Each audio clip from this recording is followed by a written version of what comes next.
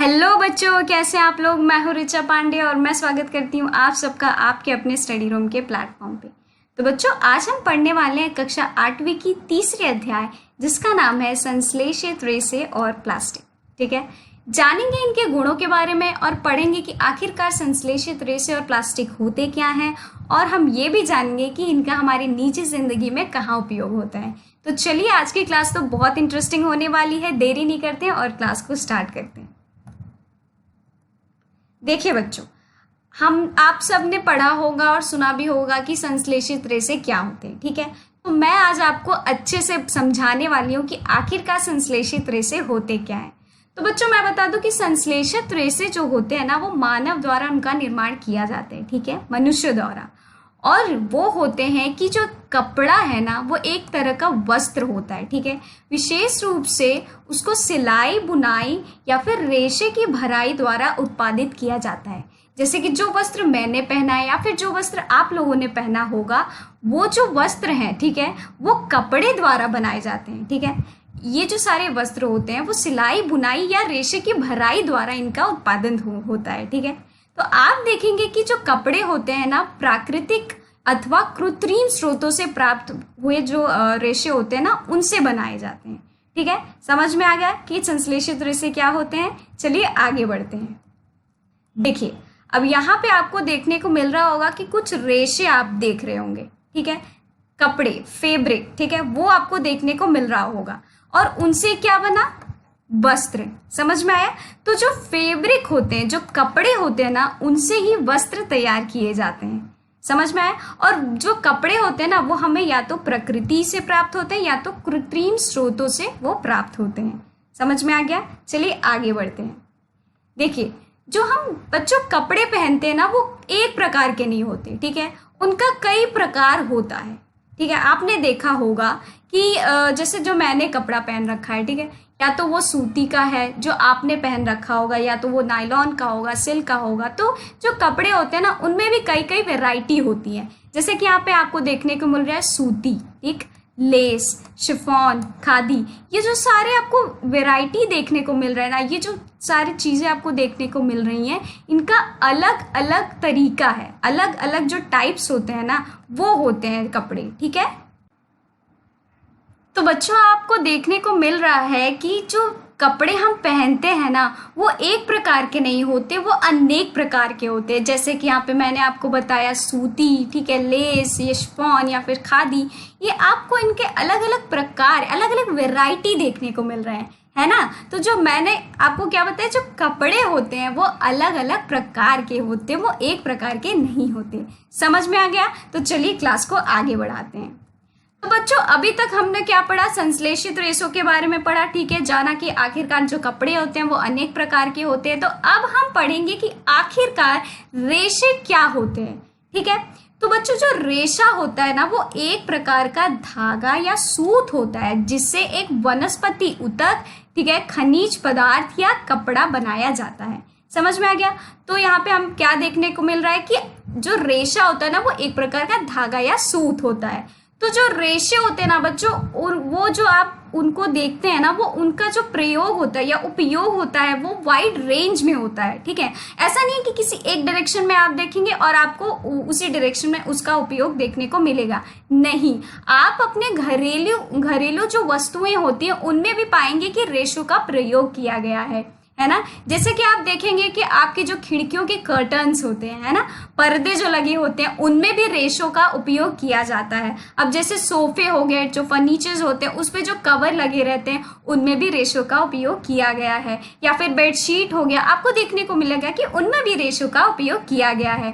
तो यहाँ पे हम क्या देखने को मिल रहा है कि जो रेशे होते हैं ना, उनका उपयोग वाइड रेंज में होता है। ठीक है, ऐसा नहीं है कि किसी एक ही चीज में उनका उपयोग होता है। समझ में आ गया?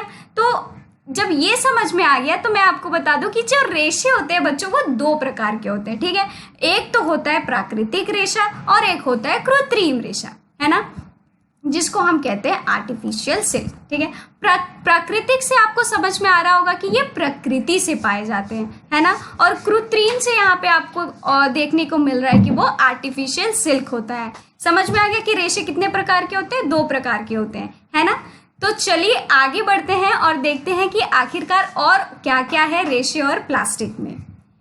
देखिए, तो अभी हम लोगों ने जाना कि आखिरकार रेशे क्या होते हैं। तो अब आप सबके लिए एक प्रश्न है, तो आपको अपनी एक सूची तैयार करनी है, ठीक है।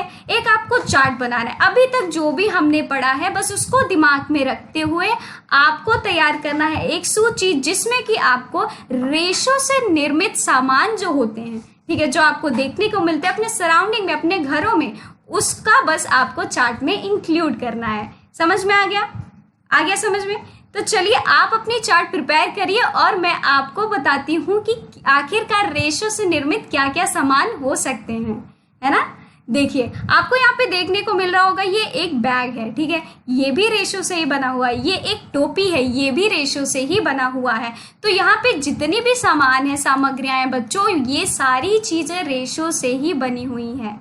समझ में आ गया? चलिए आगे बढ़ते हैं। अब देखिए, अब आप सबके लिए एक और प्रश्न है, ठीक है। तो अभी तक हमने पढ़ा कि आखिरकार रेशे क्या होते हैं, संश्लेषित रेशे क्या होते हैं, उनके प्रकार कितने होते हैं।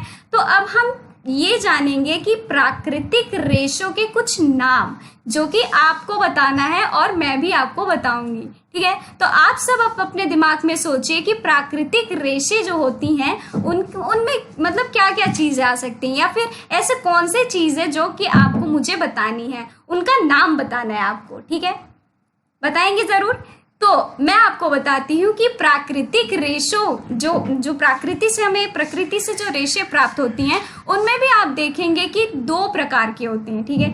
एक तो हमें पेड़ पौधों से मिलते हैं, ठीक है, पेड़ या फिर पौधों से हमें मिलते हैं। क्या ये सारी चीजें कहाँ से मिलती हैं? प्रकृति से। पेड़ पौधे आपको प्रकृति में ही देखने को मिलेंगे, है ना। और दूसरा होता है हमको पशुओं से मिलती है, ठीक है। आप देखेंगे कि पशुओं से भी हमें रेशे प्राप्त होती हैं, ठीक है। तो आप सोच रहे होंगे कि भैया पशुओं से कैसे मिलते हैं, या फिर पेड़ पौधों से हमें रेशे कैसे मिलते हैं। तो बच्चों, मैं आपको बताने वाली हूँ कि आखिरकार पशुओं और पेड़ पौधों से कैसे रेशे मिलती हैं हमें। तो पशुओं में पहले आते हैं पेड़ पौधों में, ठीक है। पेड़ पौधों में बच्चों, जैसे कि आप देखते होंगे कि जैसे नारियल, ठीक है, नारियल आपने देखा होगा, ठीक है। उसकी जो ऊपरी परत, नारियल क्या है, हमें पेड़ पौधों से ही प्राप्त होती है ना। वो एक तरह का फल है नारियल, ठीक है। तो जो उसकी ऊपरी परत आपने देखी होगी, वो उसमें भी पतले पतले रेशे आपको देखने को मिल रहे होंगे, पतले पतले सूते, ठीक है, धागे जैसे।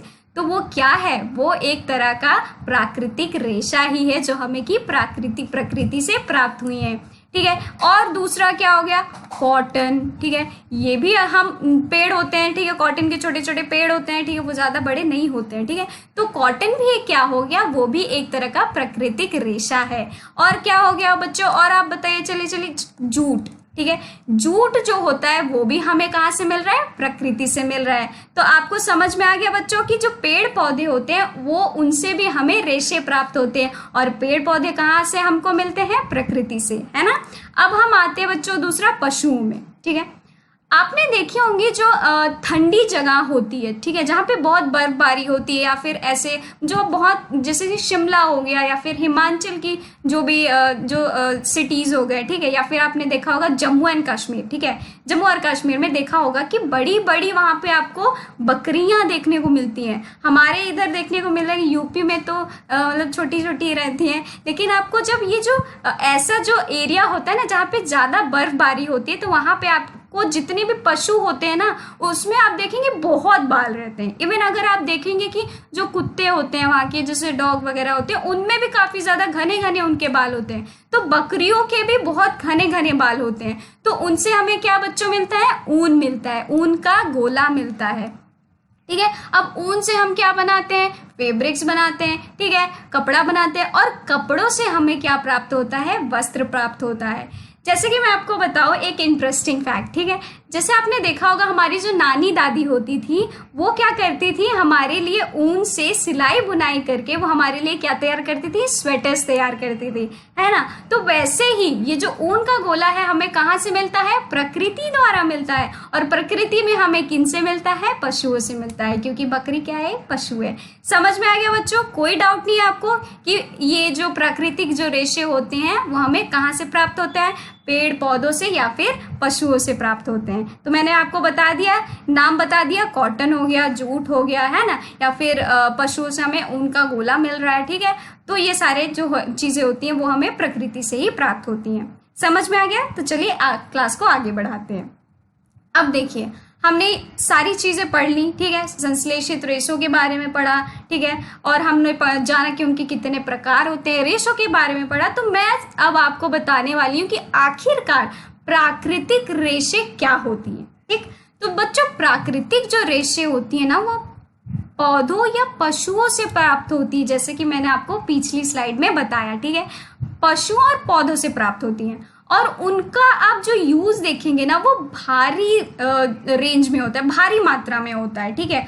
और जो उनका यूज आप देखेंगे किसी एक डायरेक्शन में आपको नहीं देखने को मिलेगा, ठीक है, अलग अलग जगहों पर आपको देखने को मिलेगा उनका यूज। जैसे घरेलू जो वस्तुएं होती है उसमें भी आपको देखने को उनका यूज मिलेगा, है ना। इन सारी चीजों में ये अलग अलग प्रकार के, है ना, घरेलू वस्तु हो गए, अलग से हो गए, ठीक है। किसी और जगह पे आपको देखने को मिलेगा, बाहर में भी आप जाते होंगे बड़ी बड़ी दुकानों में, जो साड़ियाँ होती है, कपड़े होते हैं, उनमें भी आप देखते हैं कि उनका उपयोग हुआ रहता है। समझ में आ गया बच्चों। तो यहाँ पे हम देख रहे हैं कि जो कागज और ऊनी कपड़े हैं, ठीक है, प्राकृतिक रेशों के विभिन्न परतों को मिलाकर तैयार किया जाता है। समझ में आया। जो कागज और ऊनी होते हैं ना वो प्राकृतिक रेशे जो होती हैं उनकी विभिन्न परतों को मिलाकर उनको तैयार किया जाता है। समझ में आया। अब देखिए यहाँ पे उदाहरण है, ठीक है, मोहेयर। मोहेयर क्या होती है, एक प्रकार की अंगोरा बकरी होती है, ठीक है, जिसके बालों से तैयार किए हुए गए पशु रेशे होती हैं। जैसे मैंने आपको बताया, ठीक है, जो पशुएं होते जो ठंडी जगहों पे जो हमें बकरी पाई जाती है, फिर जो भी पशु पाए जाते हैं उनके बहुत बाल रहते हैं। तो अंगोरा जो मोहेयर है ना, अंगोरा बकरी से हमें वो प्राप्त होती है, ठीक है, जिनसे हम क्या बनाते हैं, जो अंगोरा बकरी के रेशों से प्राप्त होती है, जिनसे हम क्या बनाते हैं, वस्त्र बनाते हैं। और देखिए फल के रेशे, जैसे पौधों के फल से प्राप्त, जैसे नारियल के रेशे, ठीक है, नारियल मैंने आपको बताया था ना, नारियल की जो ऊपरी परत होती है, ठीक है, इसमें आप देख सकते हैं इसकी ऊपरी परत, यहाँ पे देखिए आप पतले पतले आपको रेशे देखने को मिल रहे होंगे, है ना।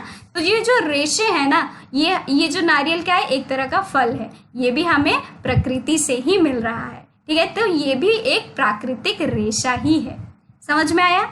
चलिए क्लास को आगे बढ़ाते हैं।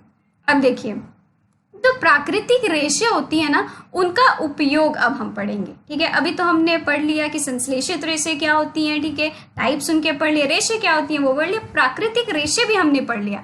तो अब हम उनका उपयोग पढ़ेंगे, ठीक है बच्चों, कि किस किस जगह पे उनका उपयोग होता है, ठीक है।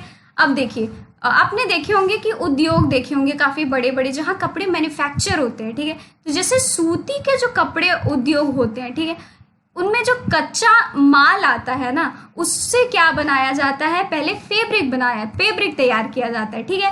फैब्रिक से क्या हमको मिलता है बच्चों, वस्त्र हमको पहनने को मिलता है। तो यहाँ पे आपको क्या देखने को मिल रहा है कि जो प्राकृतिक रेशे जो उनका उपयोग हमें कहाँ पे भी देखने को मिल रहा है, कपड़े के जो उद्योग होते हैं वहां पे भी हमको उनका उपयोग देखने को मिल रहा है ना।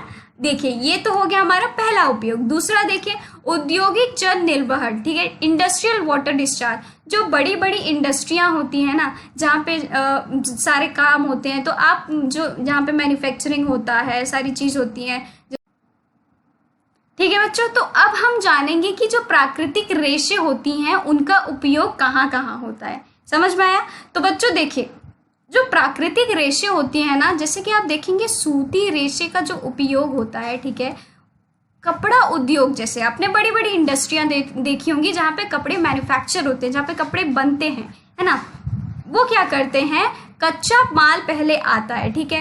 कच्चा माल आता है जैसे कॉटन वगैरह, जो रॉ कॉटन्स होते हैं, ठीक है, वो खेतों से जाता है, कच्चा माल वहां पे इंडस्ट्रियों में जाता है। वहां से फिर क्या बनाते हैं, वो कपड़े बनाते हैं, और कपड़ों से हमें क्या मिलता है, वस्त्र मिलता है। समझ में आया? तो आपको यहाँ पे देखने को मिल रहा होगा कि जो प्राकृतिक जो रेशे होती हैं उनका उपयोग जो होता है वो हमें कपड़े और वस्त्र बनाने में भी किया जाता है। तो ये तो हो गया आपको पहला उपयोग देखने को मिल रहा होगा। दूसरा देखिए, औद्योगिक जल निर्वहन, जिसको हम कहते हैं इंडस्ट्रियल वाटर डिस्चार्ज।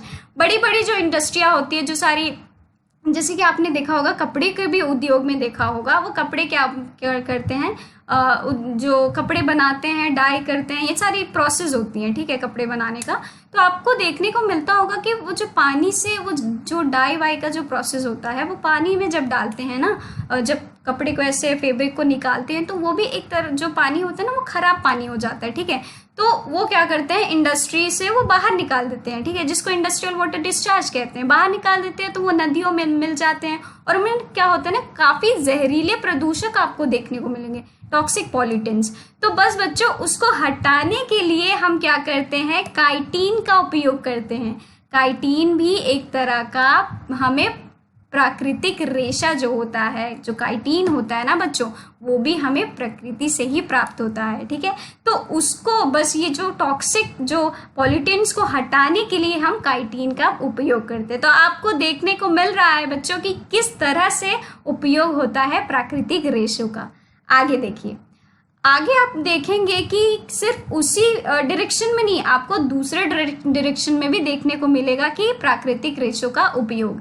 अब देखिए, यहाँ पे देखिए इंसुलेशन में भी, ठीक है, प्राकृतिक जो रेशे होती हैं उनका उपयोग क्या होता है, रोधन, इंसुलेशन और शोर अवशोषित, जिसको हम कहते हैं नॉइस एब्जॉर्बिंग, ठीक है, पैनल को भी बनाने के लिए काम आता है, ठीक है। अब प्राकृतिक जो रेशे होती है ना, वो दवाइयाँ बनाने में भी उनका काम आता है। ऐसा नहीं है, मैंने आपको बताया एक ही आप डायरेक्शन में नहीं देखेंगे कि उसी डायरेक्शन में उसका उपयोग हो रहा है। आपको जो प्राकृतिक रेशे है वो वाइड रेंज में आपको देखने को मिलेंगे, उनका जो उपयोग होता है। तो आपको समझ में आ गया कि बच्चों, दवाइयाँ जो होती है वो भी बनाने में प्राकृतिक रेशों का उपयोग किया जाता है। समझ में आ गया? चलिए आगे बढ़ते हैं।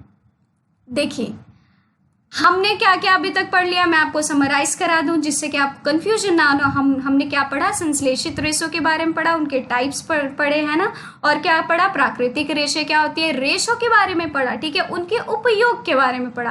अब हम पढ़ेंगे कि संश्लेषित रेशे क्या होती हैं, ठीक है, अच्छे से।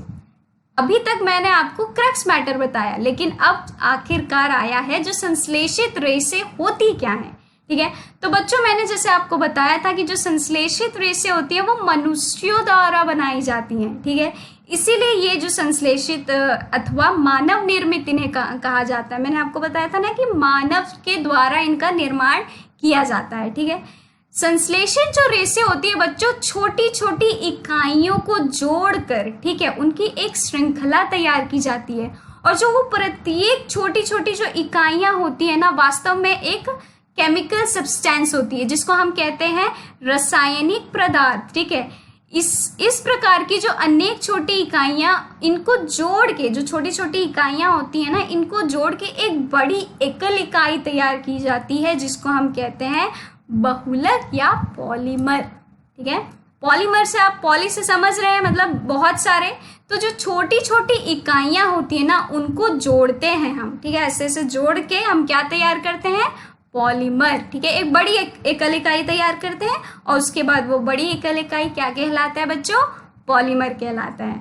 देखिए, जैसे उदाहरण में आपको देख रहे हैं, खाना बनाने वाला पात्र, पैन जो होता है जिसमें हम खाना बनाते हैं, या फिर चप्पल, या फिर आदि। देखिए, तो बच्चों समझ में आ गया आपको कि संश्लेषित रेशे क्या होते हैं, है ना, उनका मतलब वो कैसे बनते हैं, कैसे उनका आविष्कार होता है। तो चलिए क्लास को आगे बढ़ाते हैं। देखिए, अब हम पढ़ेंगे कि पॉलीमर क्या होता है, ठीक है।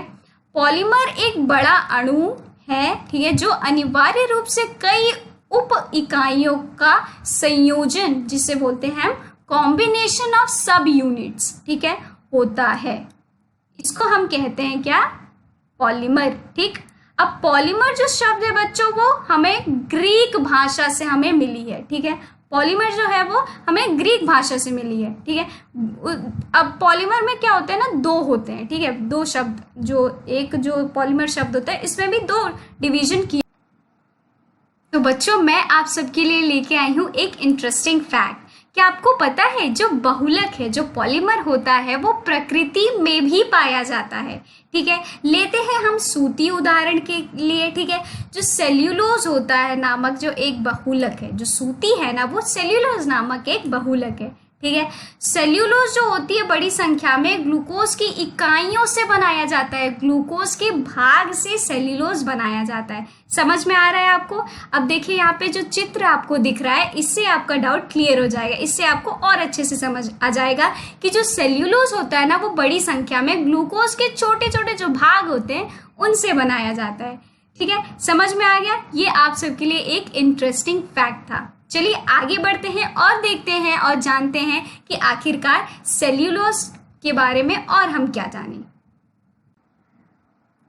ठीक है, समझ में आ गया बच्चों। तो अब देखिए संश्लेषित जो रेशे होते हैं ना उनके भी प्रकार होते हैं, ठीक है। अब हम उनके कितने प्रकार होते हैं उनके बारे में पढ़ेंगे, ठीक है। तो देखिए जो संश्लेषित रेशे होते हैं ना उनके विभिन्न प्रकार होते हैं, ठीक है। जैसे कि पॉलिएस्टर, ठीक है, वो एक प्रकार है, या फिर एक्रिलिक वो भी एक प्रकार है, रेयॉन और नायलॉन। ये जो सारे आपको देखने को मिल रहे हैं ना ये संश्लेषित रेशों के जो प्रकार होते हैं उनको दर्शाता है। तो चलिए एक एक को हम पढ़ेंगे और जानेंगे इनके गुणों के बारे में। तो देखिए पहला हम पढ़ेंगे रेयॉन के बारे में, ठीक है बच्चों। रेयॉन क्या होता है, उसके क्या क्या गुण होते हैं हम वो पढ़ेंगे। तो बच्चों जो रेयॉन होता है, जो रेयॉन रेशा होता है लकड़ी के गूंदों के रासायनिक उपचार द्वारा प्राप्त किया गया है। लकड़ी के गूंद समझ में आ रहा है आपको? जो लकड़ी की अंदर वाली जो पार्ट होती है ना, अंदर की सतह जो होती है वो बहुत ही ज्यादा सॉफ्ट होती है ना, मुलायम होती है, तो उसी से बनता है रेयॉन। समझ में आ रहा है? जो लकड़ी के गूंद वही गूंद होते हैं, क्योंकि उसका ऊपरी पार्ट क्या होता है, ऊपरी हिस्सा क्या होता है, वो बहुत ज्यादा रफ होता है। तो जो उसका अंदर वाला जो पार्ट होता है उसी को कहते हैं गूंद और उसी से बनता है रेयॉन। समझ में आया? देखिए अब इस रेशे में जो रेशम के समान गुण होता है, ये जो रेयॉन रेशा होता है ना इसमें रेशम के समान गुण होता है, मतलब सिल्क के समान गुण होता है। तो इसीलिए हम इसे कहते हैं कृत्रिम रेशम। जो आर्टिफिशियल सिल्क होता है हम वो भी इसको कहते हैं। जैसे कि आपको पता है कि यद्यपि रेयॉन प्राकृतिक स्रोत जो कास्ट है, क्योंकि हमें रेयॉन जो है वो लकड़ी के गूंद के अंदर गूंद वाला जो पार्ट है उससे मिलता है, तो इसीलिए वो क्या है, प्राकृतिक स्रोत कास्ट है, ठीक है। लेकिन जैसे कि आप जानते हैं कि वो लुगज जो होता है, ठीक है, उसको कहते हैं वुड पल्प, ठीक है, अंदर वाला जो पार्ट होता है उससे प्राप्त किया गया है, ठीक है। यह एक मानव निर्मित रेशा है, ठीक। यह रेशम से सस्ता होता है, ठीक है। ये जो होता है वो रेशम से सस्ता होता है, ठीक, परंतु इसे रेशम रेशों के समान बुना जा सकता है, ठीक है। रेशम से ये सस्ता होता है। रेशम जो होता है, सिल्क जो होता है बहुत मुलायम, बहुत सॉफ्ट होता है, उसको आज आप अपने हाथ में पकड़ोगी ना ये फिसल जाएगा, क्योंकि वो बहुत, और देखोगे आप मार्केट में जो सिल्क होता है ना बहुत कॉस्टली मिलता है, लेकिन जो रेयॉन है ना वो सिल्क से सस्ता होता है, वो आपको चीप रेट में मिल जाएगा, ठीक है। लेकिन जो रेशम के इसमें क्या होते हैं कि इसे रेशम रेशों के जो सामान बुना जाता है, इसे रंगों की कई किस्मों में भी रंगा जा सकता है। रेयॉन को जो रंग में भी आप इसको रंग देते हैं, ठीक है, रंग सकते हैं। जो ये रेयॉन होता है इसको आप कलर भी दे सकते हैं, ठीक है। रेयॉन को कपास के साथ मिलाकर बिस्तर की चादरें बनाने में ये काम आता है। कपास मतलब कॉटन के साथ आप रेयॉन मिलाएंगे तो इसको जो बिस्तर की चादरें नहीं होती है जो हम अपने घर में बिछाते हैं वो भी बनाने में काम आती है। तो देख रहे हैं आप इनके क्या क्या गुण हैं, है ना। ऊन अथवा ऊन के साथ मिलाकर कालीन या क्या बोलते हैं गलीचा, कालीन यहाँ पे मतलब मैट, ठीक है, घर के सामने जो हम मैट बिछाए रहते हैं वो भी बनाने का के लिए इनका उपयोग होता है। तो आप देख सकते हैं कि जो प्रॉपर्टीज, ठीक है, जो इनके गुण हैं रेयॉन के, कितने ज्यादा महत्वपूर्ण गुण हैं, है ना। समझ में आया आपको? तो ये एक हो गया पहला प्रकार किसका, जो हमने अभी पढ़ा है कि भैया संश्लेषित रेशों के इतने सारे गुण होते हैं, ठीक है। ठीक है बच्चों, तो ये एक प्रकार हो गया किसके, संश्लेषित रेशों का, ये एक प्रकार हो गया, पहला प्रकार हो गया। अब चलते हैं, हम देखते हैं कि आगे और कौन सा प्रकार है। ठीक है, चलिए देखिए, तो आगे हम देखेंगे एक रोचक तत्व के बारे में जानेंगे। ठीक है, इंटरेस्टिंग फैक्ट है ये भी आप सबके लिए। देखिए, रेशम जो है वो कीट से प्राप्त किया जाता है। सिल्क जो है वो कीट मतलब सिल्क मतलब कीट मतलब होता है सिल्क वॉर्म। आपने देखा है जो पत्तों पर आपने देखा बारिश के महीना में काफी आपको देखने को मिलते हुए ऐसे ऐसे चलते रहते हैं, वो जो सिल्क है वो सिल्क वॉर्म से प्राप्त होता है हमें। ठीक है, इसकी जो खोज चीन में हुई थी, जो इसका जो रेशम जो है इसका जो खोज हुआ था ना वो चीन में हुआ था, और इसे लंबे समय तक कड़ी सुरक्षा में गोपनीय रखा गया था, और लंबे समय तक इसको मतलब गुप्त रखा गया था। ठीक है, मिस्ट्री टाइप जो बोलते हैं वैसा रखा गया था। रेशम रेशे से प्राप्त कपड़ा बहुत महंगा होता है, क्योंकि जो इसके कैरेक्टरिस्टिक्स है आपको देखने को मिलेंगे वो काफी ज्यादा मतलब काफी ज्यादा आपको ऐसे लुभावन जो बोलते हैं ना हम लोग, बहुत ज्यादा अट्रैक्टिव वैसा रहेगा। इसीलिए जो ये जो चीज है ना, इसीलिए इसको काफी साल तक गुप्त रखा गया था। ठीक है, ये बताया नहीं गया था। और जो रेशम से जो हमें प्राप्त होता है, जो रेशे होते हैं ना, वो काफी ज्यादा महंगे होते हैं, काफी ज्यादा कॉस्टली होते हैं। तो आप समझ रहे हैं, ये एक इंटरेस्टिंग फैक्ट है जो आप सबको एकदम ही ज्यादा क्या कर देगा, विचलित कर देगा कि ऐसा भी होता है, ऐसे भी रेशे होते हैं। तो बच्चों हाँ, ऐसे भी रेशे होते हैं। चलिए क्लास को आगे बढ़ाते हैं। देखिए, अब हम क्या पढ़ेंगे, दूसरा प्रकार पढ़ेंगे। ठीक है, दूसरा क्या है, नायलॉन बच्चों। ठीक है, नायलॉन जो होता है एक अन्य मानव निर्मित रेशा है। ठीक है, ये भी मानव द्वारा बनाया गया, इसका भी निर्माण मानव द्वारा हुआ है। ठीक है, इसे 1931 में बिना किसी प्राकृतिक कच्चे माल का उपयोग किए बिना बनाया गया था।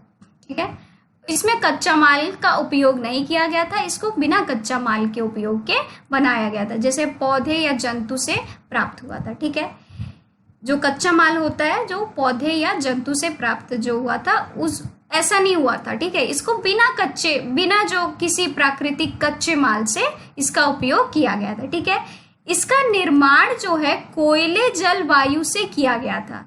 ठीक है, कोयला जल या फिर वायु से इसका निर्माण किया गया था।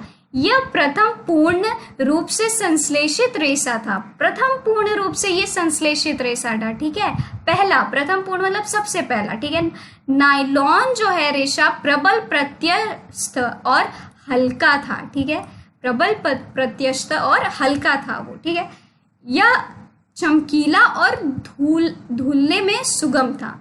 जैसे आप धोएंगे ना इसको तो आप आराम से धुल सकते थे, और ये काफी ज्यादा अट्रैक्टिव चमकीला था, आप देखेंगे तो चमकता रहेगा, ये ऐसा रेशा था। ठीक है, अतः ये कपड़ों के निर्माण हेतु बहुत प्रचलित हुआ। जैसे मैंने बताया था, कपड़े अनेक प्रकार के आपको देखने को मिलते हैं, है ना, एक प्रकार का तो नहीं देखने को मिलता है। तो बहुत जो सारे एक एक कपड़े होते हैं ना, बहुत चमकीले वो होते हैं, आपके जैसे आंख में ना वो आपको देखने से ही चमक लगेगी। तो ये जो रेशा है नायलॉन जो है, अतः इसे कपड़ों के निर्माण के लिए ये प्रचलित हुआ था। समझ में आ गया बच्चों?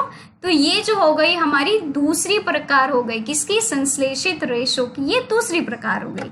आगे देखते हैं और देखते हैं कि आखिरकार ये देखिए, आपको दिख रहा है ये ऐसा होता है। ठीक, और आप देख रहे होंगे कि इधर कितना शाइनी शाइनी लग रहा है ना, चमक रहा है, आपको देखने को मिल रहा होगा, है ना। तो जो नायलॉन होता है वो कपड़ों के निर्माण के लिए मतलब इसका निर्माण किया गया था, और ये काफी ज्यादा चमकीला होता है।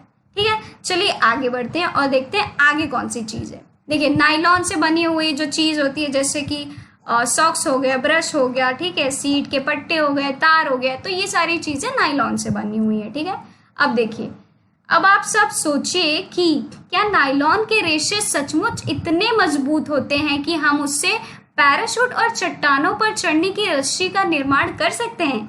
ये जो प्रश्न है ये आप सबके लिए होगा, और आप मुझे इसका उत्तर देंगे। नेक्स्ट क्लास में हम यहीं से कंटिन्यू करेंगे, तब तक आप मुझे बताएंगे कि आखिरकार आपने इसका उत्तर निकाला कि नहीं, फिर हम डिस्कस करेंगे इसके बारे में। ठीक है, या फिर एक नायलॉन का तार इस्पात, देखिए, स्टील के तार से अधिक प्रबल होता है क्या, ये भी आप बताएंगे। इसीलिए नायलॉन का उपयोग पैराशूट और चट्टान पर चढ़ने हेतु रस्सी के निर्माण में भी किया जाता है।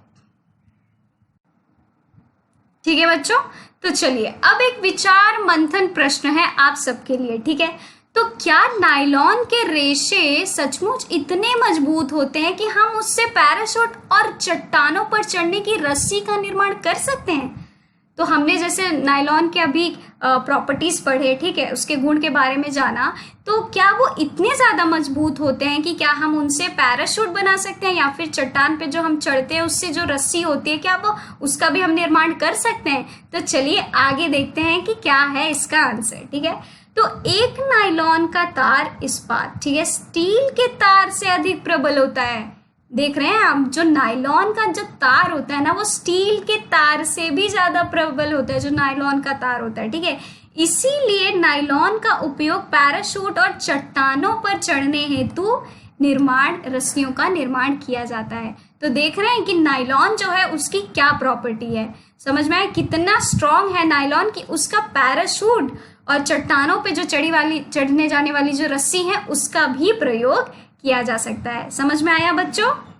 चलिए देखिए यहाँ पे जो रस्सी दिख रही है, यहाँ पे जो पैराशूट दिख रहा है, समझ में आया? हेलो बच्चों, कैसे हैं आप लोग? तो बच्चों हमने अपनी पिछली क्लास में क्या क्या पढ़ा था, क्या क्या जाना था? आखिरकार संश्लेषित रेशे क्या होते हैं, उनका कहाँ कहाँ उपयोग होता है ना, और प्राकृतिक रेशे क्या होते हैं, उनका कहाँ कहाँ उपयोग होता है, और जाना था कि आखिरकार रेशे क्या होते हैं। ठीक है, संश्लेषित रेशे जो होते हैं कितने प्रकार के होते हैं और हमने उनके बारे में भी पढ़ा था, है ना, ये हमने अपनी पिछली क्लास में कवर किया था। तो बच्चों चलिए क्लास को आगे बढ़ाते हैं और जानते हैं कि आखिरकार संश्लेषित रेशे और प्लास्टिक्स में है क्या आप सबके लिए। ठीक है, तो चलिए, तो बच्चों आज मैं आप सबको एक एक्सरसाइज करवाने वाली हूँ, ठीक है, जिससे कि हमें पता चलेगा कि आखिरकार जो रेशे होती है उनमें स्ट्रेंथ कितना होता है, ताकत कितना होता है। तो आप लोग एक्साइटेड है? चलिए आगे बढ़ते हैं।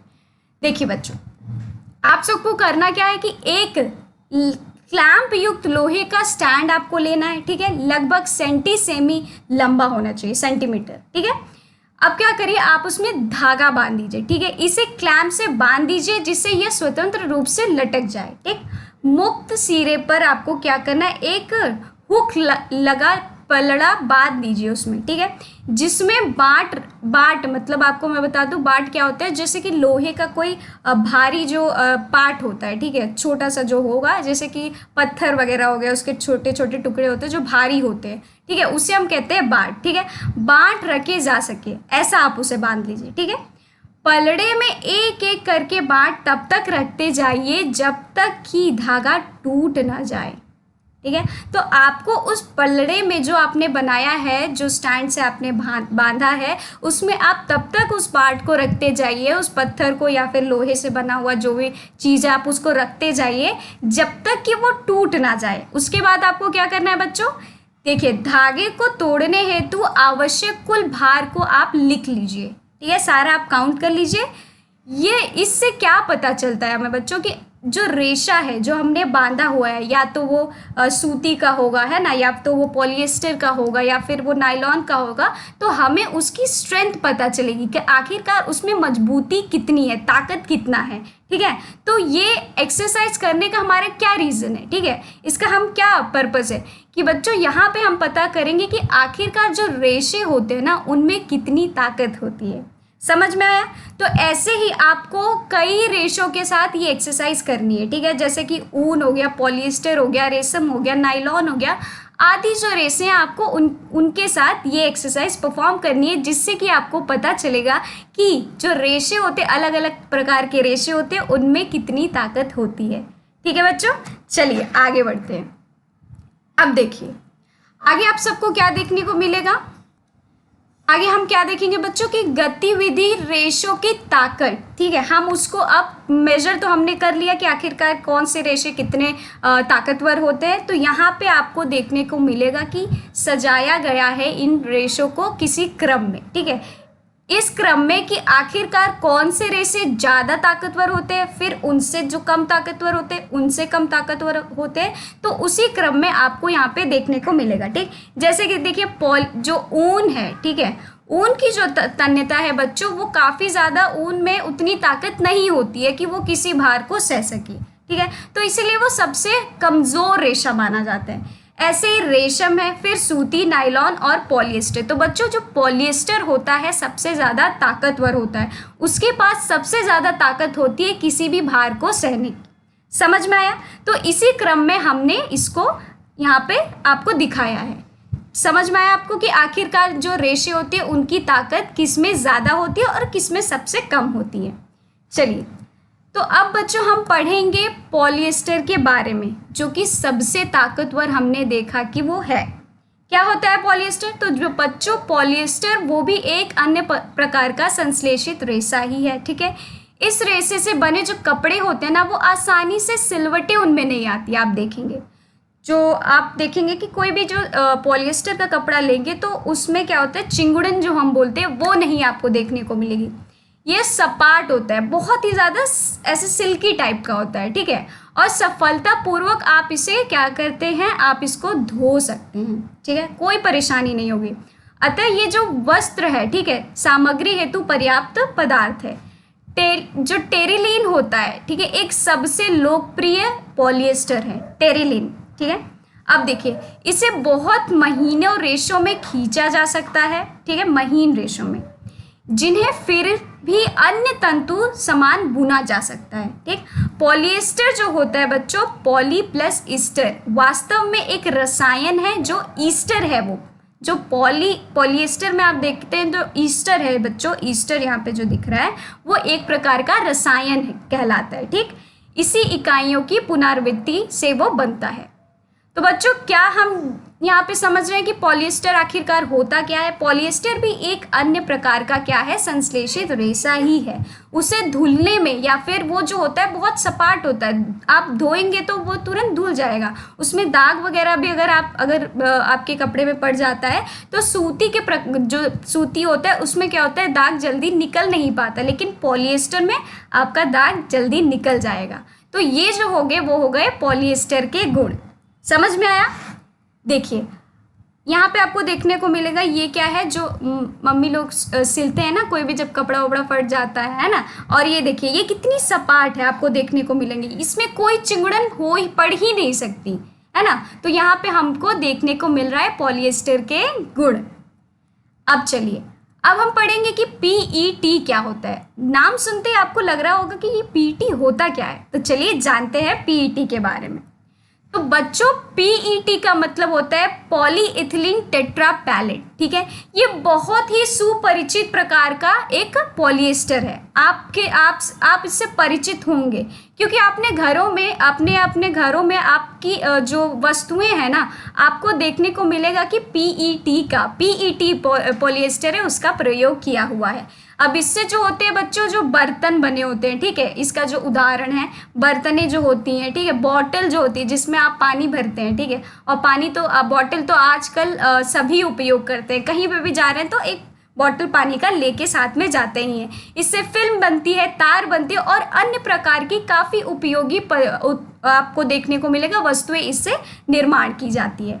समझ में आ गया बच्चों कि पीईटी क्या होता है, पॉलीइथिलीन टेट्रापैलेट। ठीक, चलिए अब हम आगे पढ़ते हैं कि आखिरकार इसमें और क्या क्या है। देखिए, तो क्या आप जानते हैं बच्चों कि जो कपड़े जो निर्मित होते हैं पॉलीकॉट, ठीक है, पॉलीवूल या टेरिकॉट आदि जो नाम से होते हैं उनको बेचा जाता है। ठीक है, ये जो कपड़े बच्चों होते हैं ना, वो दो प्रकार के रेशों को मिलाकर उनका निर्माण किया जाता है। दो प्रकार के रेशे होते हैं, जैसे यहाँ पे आप देख रहे हैं, नाम में ही आपको पता चल रहा होगा, पॉलीकॉट, ठीक है, पॉलीवूल, टेरिकॉट। तो इसमें आपको दो प्रकार के रेशों से बने जो कपड़े होते हैं वो आपको देखने को मिलेंगे। तो ये हो गया हमारे लिए आज का एक इंटरेस्टिंग फैक्ट। देखिए यहाँ पे जो आपको कोट देखने को मिल रहा है वो आप जो देख रहे हैं, इसमें दो प्रकार के रेशों का प्रयोग किया गया है। ठीक है, इससे वो बने हुए हैं। ये जो टोपी देख रहे हैं, कैप देख रहे हैं, इनमें भी सेम चीज़ है। ठीक है, दो प्रकार के रेशों से ये भी बना हुआ है। तो बच्चों अब हम पढ़ेंगे कि एक्रिलिक क्या होता है। ठीक है, अभी तक हमने क्या क्या पढ़ा, टेरिलीन के बारे में जाना, ठीक है, पॉलीकॉट के बारे में जाना, जो पॉलीथीन होता है टेट्रापैलेट उसके बारे में जाना, है ना। तो इनके गुण के बारे में भी हमने जाना। अब हम क्या पढ़ेंगे, एक्रेलिक के बारे में पढ़ेंगे और जानेंगे कि एक्रेलिक क्या होता है। तो बच्चों एक्रेलिक जो है एक संश्लेषित रेशा वो भी है, ठीक, जो पॉली एक्रेलिलोनिट्राइल, देखिए मैं भी इसको बोलने में थोड़ा, एक्रेलिक, ठीक है। अब हम पढ़ेंगे बच्चों एक्रेलिक के बारे में और जानेंगे कि क्या है इनके विशेष गुण, समझ में आया। देखिए एक्रेलिक जो होता है बच्चों वो भी एक प्रकार का क्या होता है, संश्लेषित रेशा ही होता है, समझ में आया। और वो किससे बना होता है बच्चों, वो बना होता है पॉली एक्रेलोनिट्राइल नामक बहुलक पॉलीमर से बना होता है। आपको इसका विशेष गुण क्या देखने को मिलेगा, आपको जो सर्दियों में जो स्वेटर्स होते हैं, ठीक है, आपको ये सारी चीज़ें शॉल होती होंगी या फिर सर्दियों के जो भी कपड़े होते हैं, आपको लगता होगा कि ये बने हुए ऊन से, बहुत ऐसे देखने को आपको वैरायटी में मिलेंगे। लेकिन बच्चों वो ऊन से नहीं, वो एक्रेलिक से बनी होती है। मैं ये नहीं कह रही हूँ कि सारे जो है वो ऊन से नहीं बने होते हैं, है ना, या फिर सारे ही ऊन के बने होते हैं, ऐसा नहीं है। इसमें एक एक्सेप्शन ये है कि आपको देखने, जब आप देखेंगे तो आपको लगेगा कि ये ऊन से बना होगा, लेकिन नहीं, जब आपको ये बताया जाएगा कि ये ऊन से नहीं, ये एक्रेलिक से ही बना हुआ है। तो ये एक विशेष गुण है किसका, एक्रेलिक का, समझ में आया। तो बच्चों देखिए, अब ये आप जो देख रहे हैं स्वेटर, ये आपको लग रहा होगा देखने से कि ये ऊन से बना होगा, है ना। एक बार अगर कोई पहली नज़र में देखेगा तो उसको यही ये लगेगा, लेकिन बच्चों ये एक्रेलिक से बना है, ना कि ऊन से, समझ में आया। चलिए आगे बढ़ते हैं। अब देखिए क्या होता है बच्चों कि कभी कभार किसी किसी चीज़ का, ठीक है, या फिर कोई भी चीज़ हो, उसके कुछ प्रोज भी होते हैं और कॉन्स भी होते हैं, कुछ अच्छाई भी होती है और कुछ बुराई भी होती है। तो वैसे ही संश्लेषित रेशों से जो बने हुए कपड़े होते हैं उनकी भी होती है। चलिए देखते हैं कि आखिर क्या उनकी कुछ बुराई है ना। तो देखिए, जब भी आप संश्लेषित रेशों से बने हुए जो कपड़े हैं वो पहने रहें, तो आपसे ये निवेदन है कि आप देखिए गर्मी, जो गर्माहट, हीट के पास आप ना जाएं। क्योंकि क्या होता है बच्चों, जो संश्लेषित रेशों से जो बने हुए कपड़े होते हैं, अगर वो क्या करेंगे, अगर आप उसको गर्मा देंगे ना तो वो पिघल जाता है। तो अगर जैसे आप कभी भी किचन में काम कर रहे हो या फिर ऐसी जगह पे जहाँ पे बहुत गर्म है, जैसे गर्मी से आपका वहाँ पे सामना हो रहा है ना, तो आपको क्या करना चाहिए, वहाँ पे संश्लेषित रेशों से बने हुए जो कपड़े होते हैं उन्हें पहन के नहीं जाना चाहिए। क्योंकि क्या होता है, जब वो हीट के कांटेक्ट में आएंगे तो क्या होगा बच्चों, वो पिघल जाएगा और पिघल जाने से आपके स्किन में वो चिपक जाएगा, जिससे कि आपको खतरा हो सकता है। तो बच्चों ये जो है, ये जो संश्लेषित रेशे हैं उनके कुछ क्या है, कुछ आपको बुराई देखने को मिलेगी, है ना। तो इसीलिए हमें क्या करना है, इसको देखते हुए सावधानी बरतनी पड़ेगी कि हमें संश्लेषित रेशों से बने हुए जो कपड़े हैं बच्चों, वो हमें कहाँ नहीं पहन के जाना है, जहाँ पे आपको हीट से कांटेक्ट करना पड़े, है ना। जैसे किचन हो गया या फिर जब बड़ी बड़ी इंडस्ट्रीज़ होती है उसमें भी कहीं कहीं होता है। आप स्टील इंडस्ट्री वगैरह में देखेंगे तो वहाँ पे भी बड़े बड़े देखेंगे जो हीट के वर्क होते हैं ना, हीट से रिलेटेड जो वर्क होते हैं, वहाँ पे भी ऐसा होता है, स्टील वगैरह जहाँ पे बनाया जाता है ना। तो इस बात का आपको विशेष ध्यान रखना है, ठीक है। चलिए अब हम क्या पढ़ेंगे हम पेट्रोकेमिकल्स के बारे में, कि आखिरकार पेट्रोकेमिकल क्या है। तो बच्चों सभी जो संश्लेषित रेशे होते हैं ना, वो पेट्रोलियम के मूल के कच्चे माल से, जो कि पेट्रो रसायन कहलाते हैं, ठीक है। पेट्रो रसायन मतलब पेट्रोकेमिकल्स कहाँ से डिराइव होते हैं बच्चों, पेट्रोलियम से। तो यहाँ पे आपको बताया जा रहा है कि ये जो सभी संश्लेषित जो रेशे होते हैं, पेट्रोलियम मूल के कच्चे माल, जो कि पेट्रो रसायन जिसे हम कहते हैं, वहाँ से ये हमें मिलते हैं, है ना, से विविध क्रमों द्वारा ये तैयार किए जाते हैं। समझ में आया बच्चों कि आखिरकार पेट्रोकेमिकल्स या पेट्रो रसायन क्या होता है। तो चलिए आगे बढ़ते हैं। अब देखिए क्रियाकलाप में आप सबके लिए कुछ यहाँ पे है, आपको फिर से एक एक्सरसाइज परफॉर्म करनी पड़ेगी, ठीक है। और बहुत ही इंटरेस्टिंग एक्सरसाइज है, आपको भी लगेगी ये इंटरेस्टिंग, ठीक है। करना क्या है बच्चों, आप क्या करिए, एक आकार के दो कपड़े ले लीजिए, ठीक है। दो कपड़ों के टुकड़े ले लेंगे, ठीक है। एक क्या होना चाहिए, एक होना चाहिए जो प्राकृतिक रेशों से बने हुए हों, और दूसरा कौन सा होगा, जो संश्लेषित रेशों से बने हुए, ठीक है। फिर क्या लीजिए, आप 2 बीकर लीजिए और सेम लेवल का पानी होना चाहिए, ठीक है। अब क्या करिए, जो प्राकृतिक रेशों से जो बने हुए कपड़े हैं उसको एक बीकर में डालिए, और जो संश्लेषित रेशों से बने हुए कपड़े हैं उसको एक बीकर में डालिए। तो अब आपको बच्चों क्या देखने को मिलेगा, कुछ चमत्कार देखने को मिलेगा। ठीक है, चलिए तो क्या देखने को यहाँ पे मिलेगा बच्चों कि जो संश्लेषित रेशों से जो बने हुए कपड़े हैं वो पानी एब्जॉर्ब कम कर पाते हैं, उनमें जो वाटर एब्जॉर्बिंग कैपेसिटी होती है वो कम होती है। लेकिन जो प्राकृतिक रेशों से जो बने हुए कपड़े हैं उनमें वाटर एब्जॉर्बिंग जो कैपेसिटी होती है वो ज़्यादा होती है। इससे आपको क्या देखने को मिलेगा कि आप जब सुखाने के लिए डालेंगे, जो संश्लेषित रेशों से बने हुए कपड़े हैं वो जल्दी सूख जाएंगे, लेकिन जो प्राकृतिक रेशों से जो बने हुए कपड़े होंगे बच्चों वो जल्दी नहीं सूखेंगे, उनको टाइम लगेगा। तो इससे भी क्या आपको पता चलता है कि आखिरकार जो संश्लेषित रेशों से बने हुए जो कपड़े होते हैं बच्चों वो यूज़ करने में हमें क्या होता है, आसानी होती है। समझ में आया? तो ये जो एक्सरसाइज था हमने इसीलिए परफॉर्म किया था। चलिए अब देखिए, संश्लेषित जो रेशे होते हैं उनके कुछ लक्षण भी होते हैं। ठीक है, क्या होते हैं लक्षण, उसके बारे में हम पढ़ेंगे।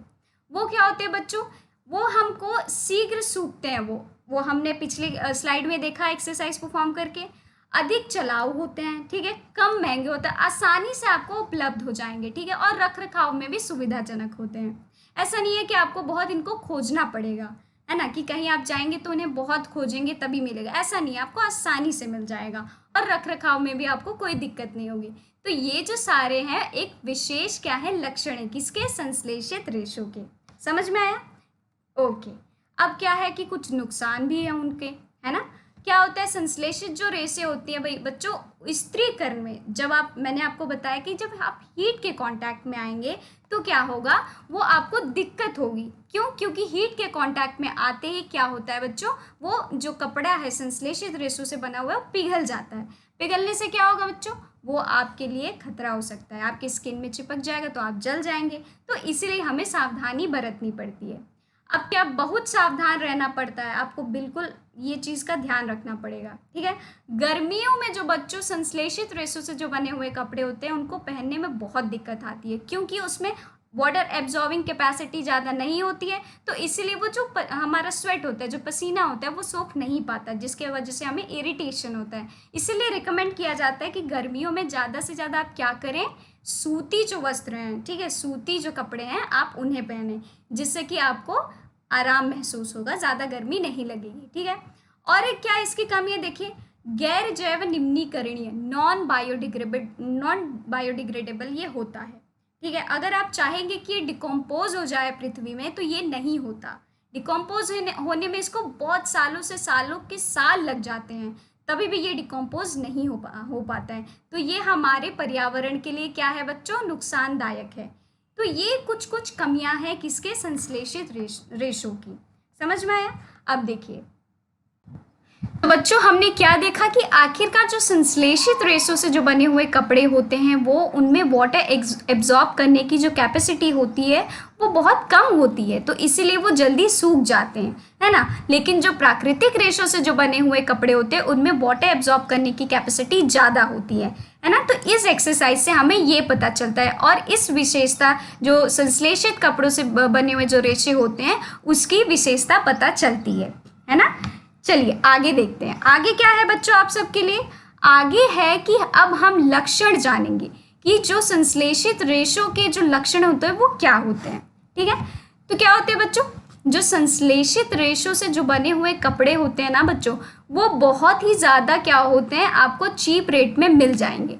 आपको इनको ज़्यादा ढूंढना नहीं पड़ेगा कि जो जैसे कि आप बोलेंगे कि बहुत खोजने के बाद मुझे ये मिला, तो ऐसा नहीं होता है, आपको ये जल्दी अवेलेबल हो जाएंगे। ठीक है, और क्या होता है कि ये सूखते भी जल्दी है, जैसे कि मैंने आपको बताया कि जो संश्लेषित रेशों से जो बने हुए कपड़े होते हैं उनमें वाटर एब्जॉर्ब करने की कैपेसिटी कम होती है ना, और ये ज़्यादा टिकाऊ होते हैं, आप इन्हें लंबी समय तक भी उपयोग इनका कर सकते हैं। ये जो आपको विशेषता है ये किस में नहीं देखने को मिलेगी, प्राकृतिक रेशों में आपको देखने को नहीं मिलेगी, क्योंकि उनमें वो क्या होता है, जब हम उन्हें रेगुलर यूज़ करते हैं, ठीक है, लंबे समय तक, तो वो फट जाती है, क्योंकि उनमें हमने स्ट्रेंथ में जब पढ़ा था कि उनमें जो स्ट्रेंथ होता है वो ज़्यादा नहीं होता है ना, तो वो ज़्यादा टिकाऊ नहीं होते। लेकिन जो संश्लेषित रेशों से जो बने हुए कपड़े होते हैं बच्चों, वो बहुत ही ज़्यादा टिकाऊ होते हैं। तो यहाँ पे आप देखिए, शीघ्र सूखते हैं, अधिक चलाऊ, ठीक है, कम महंगे होते हैं, आसानी से उपलब्ध हो जाते हैं और रख रखाव में भी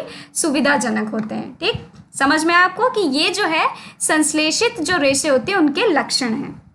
ठीक है, अब देखिए, तो जैसे मैंने आपको बताया कि किसी भी चीज़ का कुछ प्रोज होते हैं और कुछ कॉन्स होते हैं, कुछ अच्छाई होती है और कुछ बुराई भी होती है। ठीक है, तो अब हम जानेंगे कि जो संश्लेषित रेशे होती हैं उनकी क्या क्या नुकसान है, ठीक है, क्या क्या उनमें बुराइयां हैं। ठीक है, अब देखिए क्या होता है बच्चों, जो संश्लेषित जो रेशे होती हैं ना, जब हम उन्हें गर्माहट के पास लेके जाते हैं, गर्मी के पास लेके जाते हैं, तो बच्चों उनका क्या हाल होता है कि वो ज़्यादा जल्दी पिघल जाते हैं, और पिघलने से क्या होता है, हम सब के लिए ये क्या है, डेंजर है, क्योंकि ये पिघल जाएंगे तो आपके भी हाथ में अगर ये लग गया तो वो जो स्किन है आपका वो छिल जाएगा, तो इसीलिए, और वो आपके जो कपड़े हैं वो भी खराब हो जाएंगे।